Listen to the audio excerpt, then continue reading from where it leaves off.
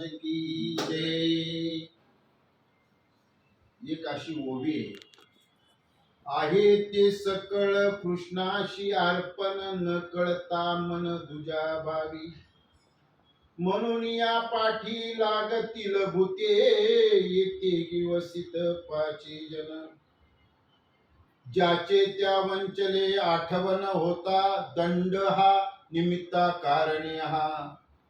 संतांचं काळीची पियेला गळा मी वेळा करी तसे. निरूपण करताना असं म्हटलेलं आहे, जे आपल्याला काय भेटलेलं आहे, वैभव असू, संतती असू, ऐश्वर्य असू, ते भगवंताच्या कृपेमुळे आपल्याला सगळं मिळालेलं आहे. पण ह्या मनाला असं वाटतं की हे न कळाल्यामुळे ते मन म्हणतं मीच केलेलं आहे. तो मनुष्य म्हणतो हे मीच सर्व काही केलेलं आहे.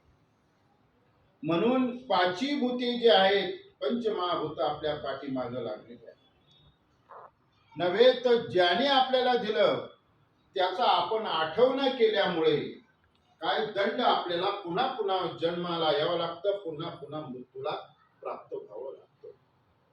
आणि जर आपल्याला हे कळलं की हे सगळं परमेश्वराचं आहे, तर आपल्याला मात्र पुन्हा पुन्हा गर्भवासात यावं लागत.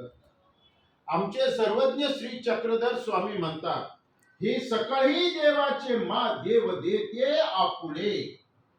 हे परमेश्वराने आपल्याला सगळं दिलेलं आहे आणि हे परमेश्वराचंच आहे. आपण त्या परमेश्वराला काय केलं पाहिजे? अर्पण केलं पाहिजे. ही भूमिका आपल्या माणसाच्या ठिकाणी असली पाहिजे. सकळही देवाचे मा देव देते आपले. हे सगळं देवाचं. देव जे देतो ते आपले. हा प्रसाद आहे. हा तुम्हाला देवाने दिलेला हा प्रसाद आहे. या प्रसादाच्या माध्यमातून तुमच्या हातून पंथाची, साधू संतांची सेवा घडत राहो. श्री गोपाल कृष्ण महाराज की जय. दंडवत.